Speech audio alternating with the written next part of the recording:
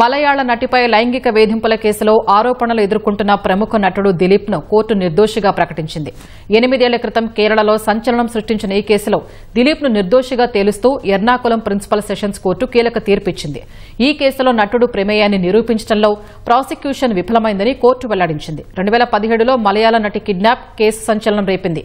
కొంతమంది దుండగులు ఆ నటిని కిడ్నాప్ చేసి కారులో ఆమెపై లైంగిక దాడికి పాల్పడ్డారు. ఈ ఉదంతంలో నటుడు దిలీప్ పై ఆరోపణలు వచ్చాయి. ఈ కేసులో దిలీప్ సహా 10 మందిని పోలీసులు అరెస్ట్ చేశారు. 4 నెలల తర్వాత బెయిల్పై విడుదలయ్యాడు. ఈ కేసుపై తాజాగా విచారణ జరిపిన న్యాయస్థానం దిలీప్ సహా మరో 3 నిర్దోషులుగా ప్రకటించింది. అత్యాచారం, కుట్ర వంటి నేరాల కింద ప్రధాన నిందితుడు Sunil NS alias Pulsar Sunil సహా మరో 6 దోషులుగా తెలుస్తూ కోర్టు తీర్పిచ్చింది. తీర్పు అనంతరం స్పందించిన నటుడు దిలీప్ తనపై కుట్ర చేసి ఈ కేసులో ఇరికించారని ఆరోపించారు. ఈ కేసులో తనకు అండగా నిలిచిన లాయర్లు, స్నేహితులు, అభిమానులకు దిలీప్ కృతజ్ఞతలు చెప్పారు.